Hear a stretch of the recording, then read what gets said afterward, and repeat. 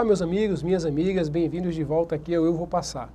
Bem, no finalzinho do ano passado nós estávamos falando sobre o número de candidatos possíveis de serem lançados por um partido político ou por coligação. Você tem que estar muito atento a essas regras, porque afinal existem inúmeras questões de prova perguntando isso. Já a regrinha para os cargos majoritários é muito simples, né? E normalmente a gente não vê em prova porque é muito fácil, todo mundo sabe. Então está aí na sua lousa, mas é muito simples, né? O majoritário tem direito a lançar um candidato a titular e um vice. Isso aqui forma o que a gente chama de chapa. Pronto, aqui, ó. Formam-se chapas, em regra, indivisíveis.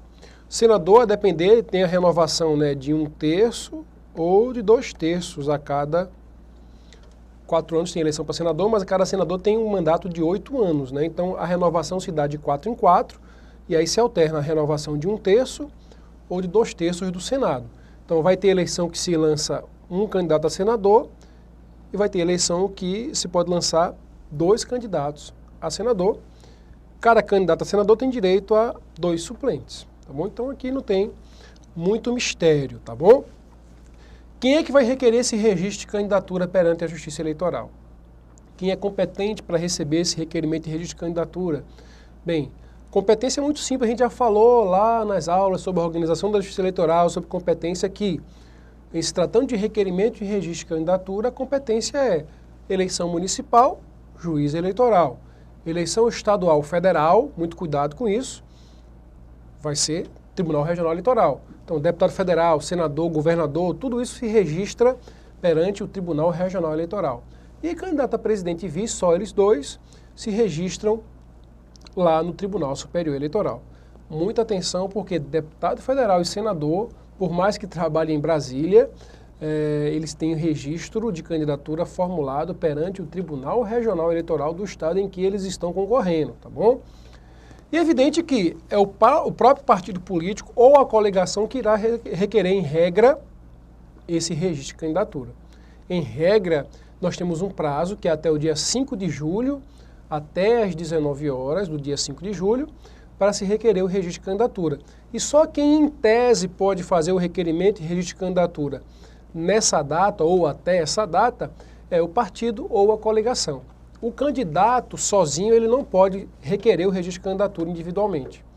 Ele tem que primeiro esperar que o partido faça ou a coligação. E esse partido e a coligação são representados, evidentemente, por alguém. Bem, então por quem o partido é representado?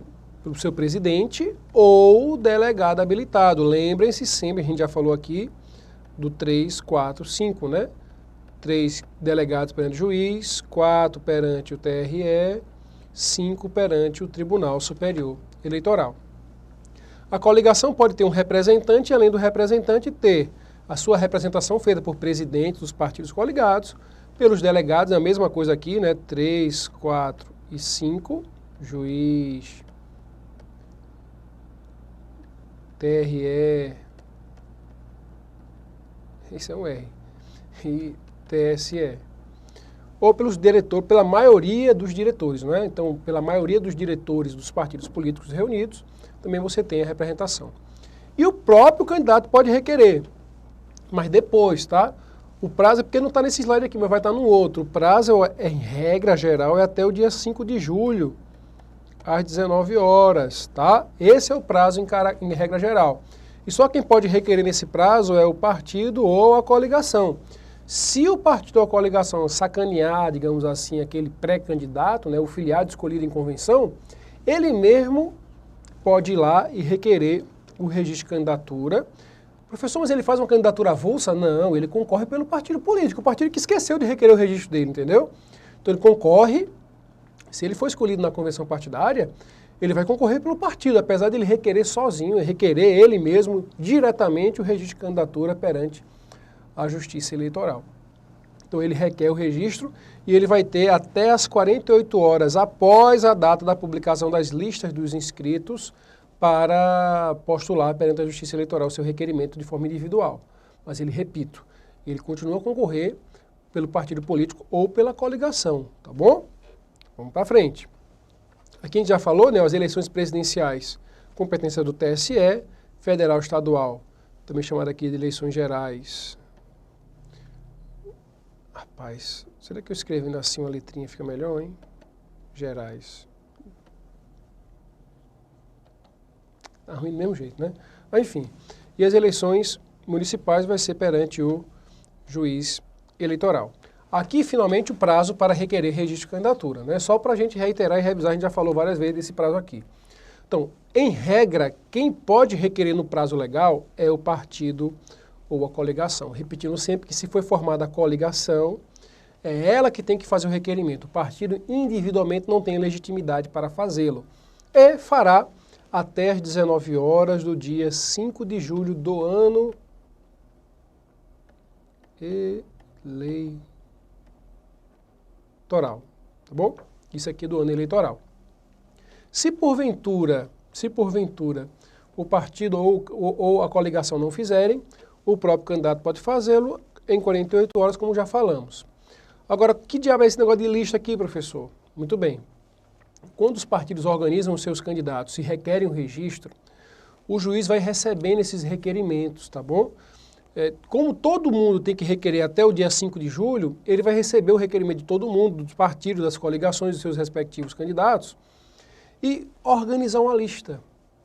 A lista contém o nome daquelas pessoas que tiveram o seu requerimento de registro de candidatura formulado pelo partido ou pela coligação. Publica-se essa lista. Veja que ele não analisou ainda o registro de ninguém. Ele só está divulgando quem requereu o registro de candidatura. Quer dizer, o partido X requereu o registro de candidatura das seguintes pessoas. Aí está lá, tal. Da publicação dessa lista, se corre o prazo de 48 horas para que o candidato individualmente, a gente não pode nem chamar ele de candidato ainda, porque ele não requereu nem o registro de candidatura, então que esse pré-candidato, que esse filiado, faça individualmente o seu requerimento de registro de candidatura para concorrer por aquele partido que foi ele que, em tese, também foi escolhido na convenção. Ele tem que ter sido escolhido em convenção partidária. Tá bom? O próprio partido, aqui já não é possível fazer individualmente, tá? O partido ou a coligação, se foi formada, eles têm direito de lançar um certo número de candidatos. Vejam, no proporcional, só lembrando a você, no proporcional, se não tem coligação, o partido tem direito, em regra geral, a lançar até 150% do número de vagas. Então, se são 10 vagas para vereador, o partido pode lançar 15 candidatos. Mas se ele quiser lançar 6, ele pode? Pode, lança 6. Lança 6. Mas ele ainda tem direito de lançar, em tese, quanto é 15 menos 6, dá 9, 9. Então, ele ainda tem direito de lançar 9. Independentemente desses 9 terem sido escolhidos ou não em convenção, não precisa que esses outros 9 que vão ter o seu requerimento formulado pelo partido ou pela coligação estejam submetidos a uma convenção. Eles não precisam. Tá? Simplesmente a diretoria do partido político resolve. Tá bom? Muito bem.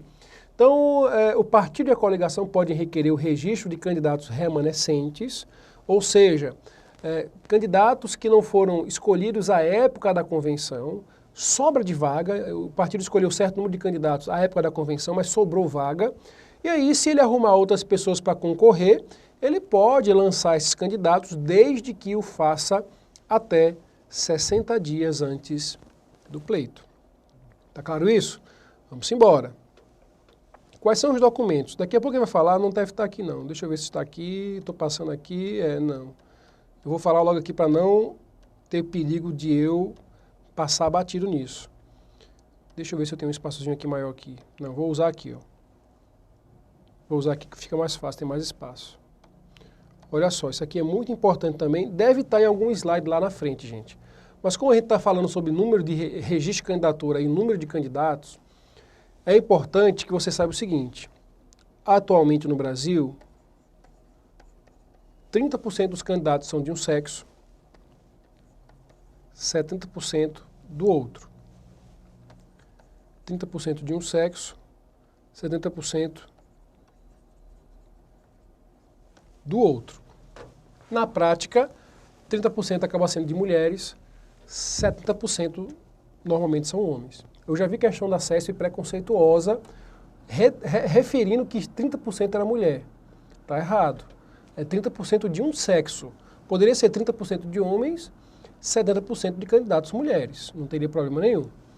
E como é que é essa aplicação dessa regra, professor, na prática? Hoje, pela atual redação dada pela Lei 12.034/2009, a coisa ficou mais simples e mais difícil, na verdade, para os partidos políticos.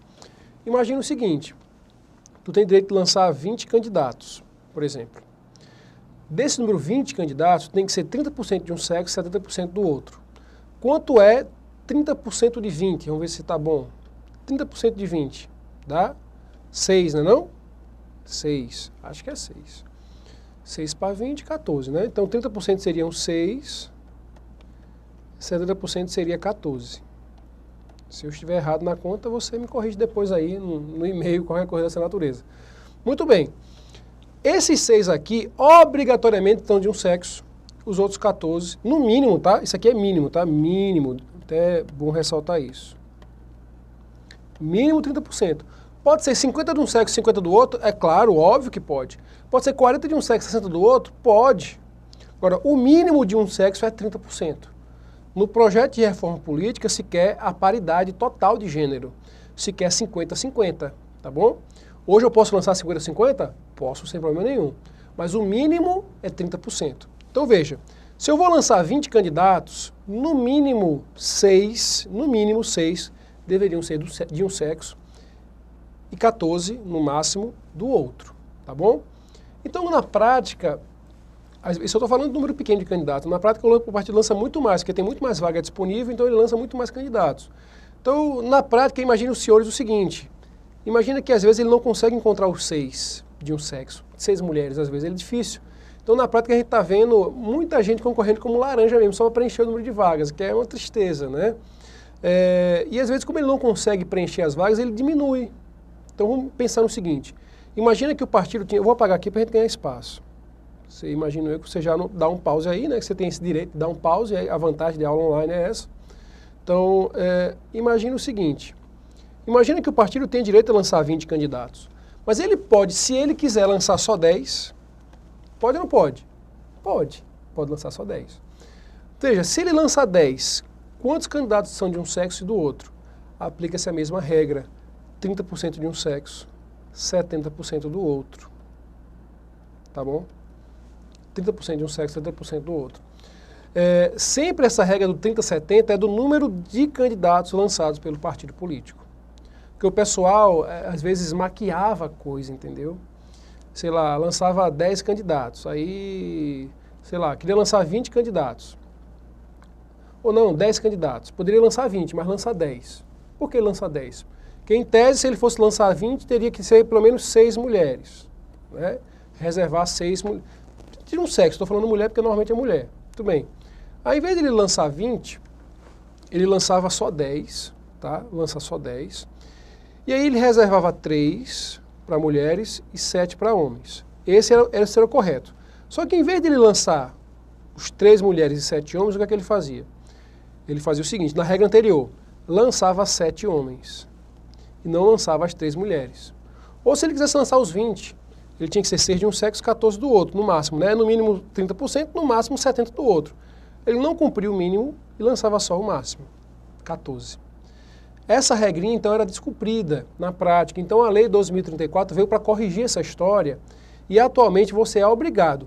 Ah, você não tem as 6 mulheres, então você lança 10. Você só tem 3, então lança 10 candidatos. 3 mulheres e 7 homens. Não tem problema nenhum, tá bom? Então, hoje é obrigatório eu aplicar esses percentuais de 30 a 70 para o número de vagas que eu for lançar candidatos. Então, se eu lancei 10 candidatos, 30% de um sexo, 70%, eu lancei 20, 30% de um sexo, lancei 50, 100, 30, 70. Então, do número de candidatos que eu lançar, eu aplico 30 a 70, tá bom? Então, hoje a regra é assim, muito claro, sem dificuldade nenhuma. Vamos lá. Como é que eu instruo o meu pedido de registro de candidatura? Aqui você deve lembrar agora, você deve procurar na sua memória as regrinhas que a gente já estudou aqui sobre condições de elegibilidade e inelegibilidade. A maioria dos documentos são para facilite-se, né, a análise da Justiça Eleitoral se você preenche as condições de elegibilidade e não está inserido em alguma inelegibilidade. E outros documentos de cunho formal para a Justiça Eleitoral poder investigar também, como, por exemplo, a declaração de bens. Mas, em regra geral, meus amigos, O que se busca investigar no requerimento de registro de candidatura, na análise do requerimento de registro de candidatura, é exatamente se você preenche as condições próprias de elegibilidade, próprias e impróprias, enfim, e não está inserido em nenhuma situação de inelegibilidade. Tá bom? Então, pensando dessa forma, se você conseguir lembrar as condições de elegibilidade e, em geral, quando é que a pessoa está inelegível, você pelo menos consegue deduzir uma parte aqui dos documentos necessários para instruir o pedido de registro de candidatura. Esses são os documentos mínimos, tá? Às vezes, resoluções estabelecem alguns detalhes e acrescentam algumas coisas, mas, em regra, o que está na nossa lei das eleições é isso que está na sua lousa digital que você vai olhar agora. Então, olha só. O que eu preciso ter aqui, ó? Inciso 1, cópia da ata da convenção. Óbvio, é obrigatório, você sabe disso, que hoje é obrigatório que eu tenha sido escolhido em convenção para me tornar candidato. Então, eu tenho que ser filiado a partido político e, além disso, ter passado por uma convenção e meu nome ser aprovado pelos demais filiados. Se isso aconteceu, eu vou poder me alçar a candidato. Então, eu preciso pegar a cópia da ata da convenção para apresentar no meu requerimento de registro de candidatura, porque é uma condição indireta de elegibilidade, tá bom? O que mais? Autorização do candidato por escrito. Por que isso, gente? Porque quem faz o requerimento de registro de candidatura é quem? É o partido ou a coligação. Então é como se o candidato estivesse dando uma procuração para o partido para que ele o represente perante a Justiça Eleitoral. Então essa autorização é como se fosse uma procuração dada pelo candidato. Na verdade ele não é candidato ainda, né? O pré-candidato, melhor dizendo.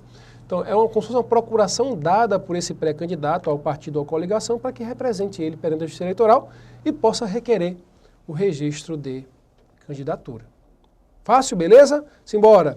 Prova da filiação partidária. Ora, uma das condições de elegibilidade é exatamente ter filiação partidária. E você tem que ter pelo prazo mínimo de 1 ano.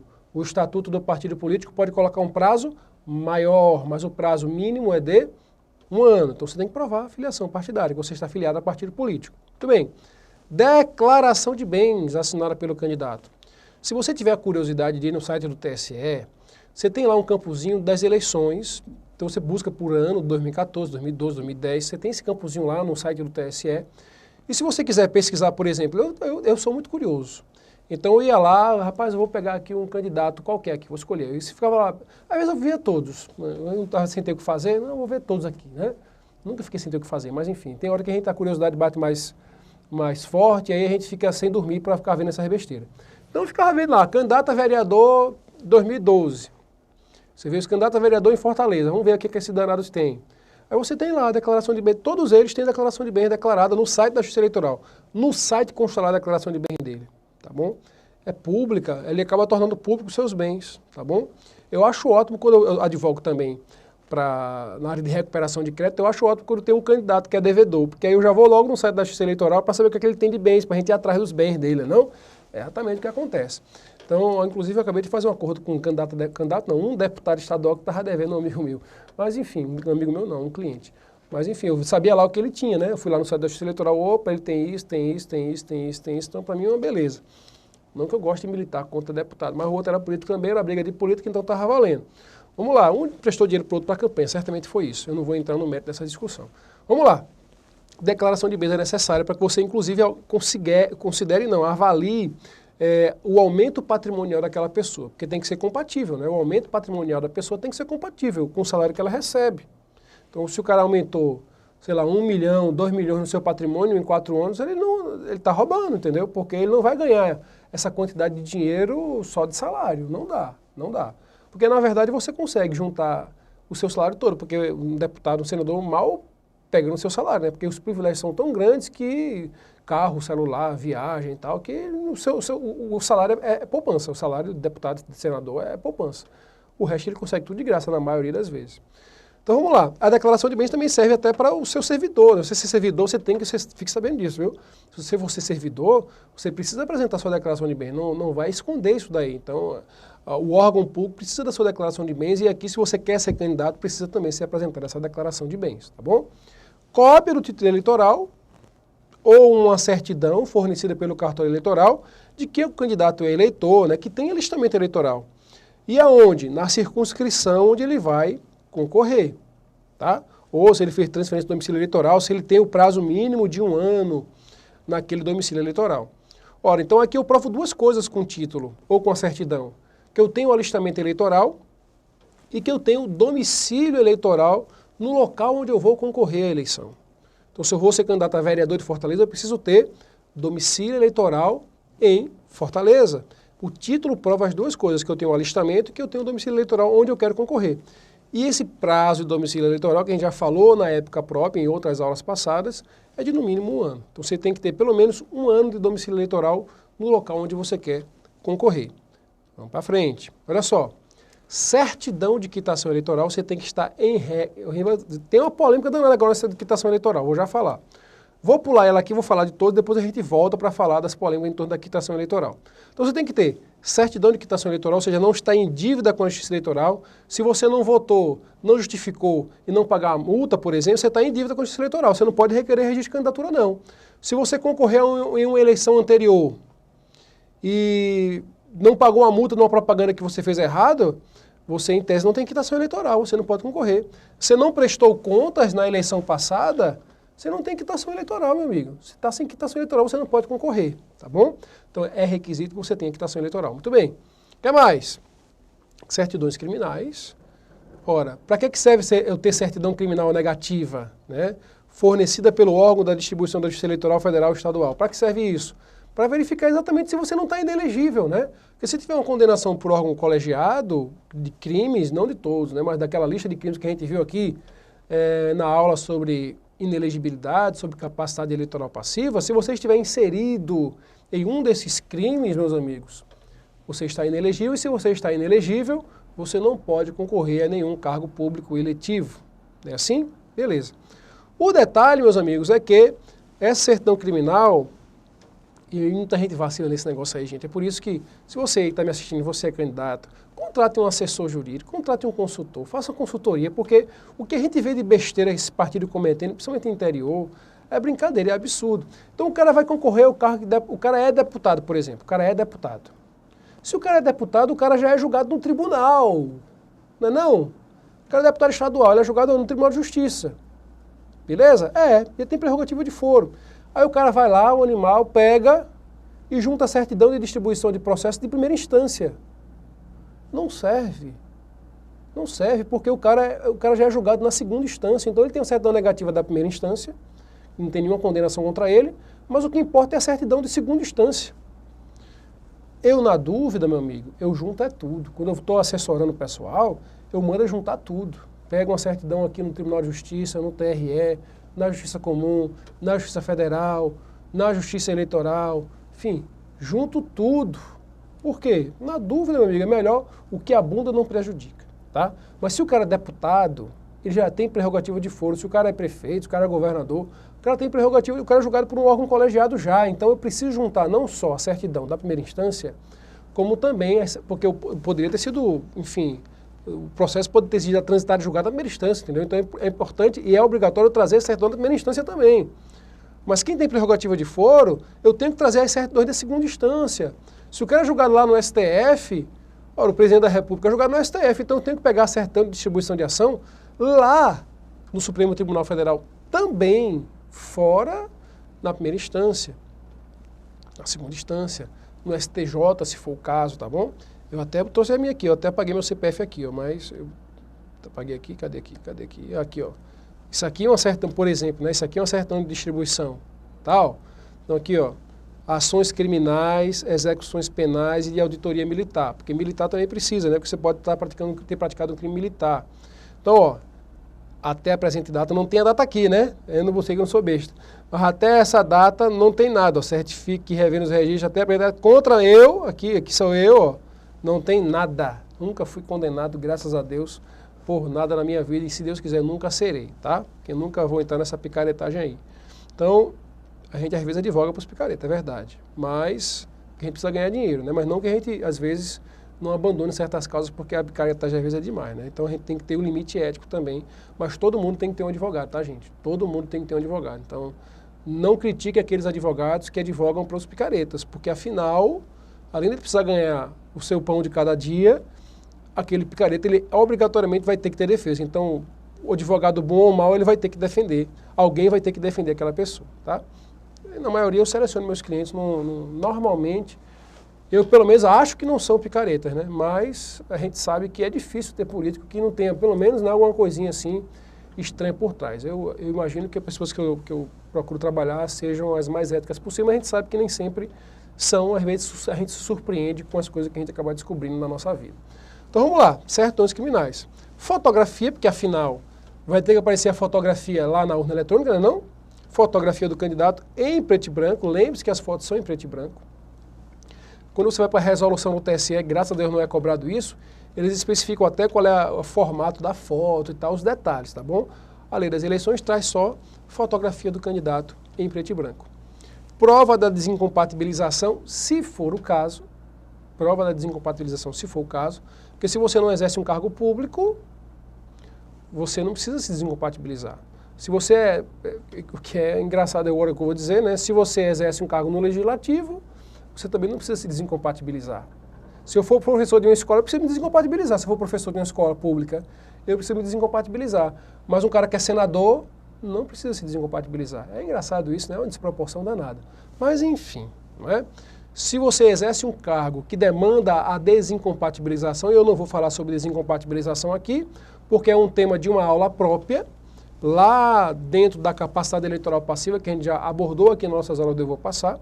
Então, se você estivesse dentro de uma circunstância de desincompatibilização, apresenta uma prova de que você fez o afastamento do seu cargo. E para os cargos do Executivo, só do Executivo, prefeito, governador e presidente da República, tem que apresentar as propostas que você defende. Não há especificação de como é que deve ser essa apresentação, entendeu? Ficou meio genérico aqui. Aí minha proposta é melhorar a educação, melhorar a saúde, melhorar a segurança, melhorar tudo. Eu quero melhorar a vida das pessoas. Pronto. Minha proposta é melhorar as vidas das pessoas. É proposta, né, não? É, mas, enfim, cabe a você, eleitor, avaliar essas propostas. A ideia é que o eleitor possa ter acesso a essas propostas e avaliar, comparar as propostas, né? Se o candidato em tese colocar só essa fuleiragem, dizendo, minha proposta é melhorar a vida das pessoas, você vai olhar assim, sim, como é que ele vai melhorar a minha vida? Então você tem que aprender a ser politizado, a ser crítico, a poder fazer uma análise realmente mais completa a partir exatamente do que o próprio candidato disse que vai fazer. E usar aquelas propostas que ele fez lá e estão registradas pela Justiça Eleitoral exatamente para cobrá-lo, não é? Então é importante isso aí. Agora, as propostas são só apresentadas para os cargos do Executivo. Legislativo, vereador e deputados não apresentam propostas quando vão requerer o registro de candidatura. Só para a gente fechar aqui, ó, seguinte, tem duas besteirinhas aqui que a gente precisa falar da Lei 12.891. O danado é que eu estou com o meu tempo acabando ali, eu preciso também falar da quitação eleitoral. Então eu vou fazer o seguinte, vamos terminar a aula aqui, porque senão eu não vou ter 2 minutos para terminar a aula, então não dá tempo de eu falar das polêmicas sobre quitação eleitoral e dessas novidades da Lei 12.891. Então para não ficar tão aperreado, para não ficar aqui doido, é melhor a gente terminar a aula aqui, e aí na próxima a gente dá sequência a essa documentação do registro de candidatura, trazendo para vocês as novidades da Lei 12.891 de 2013, tá bom? É isso, meus amigos. Um grande abraço, fiquem com Deus.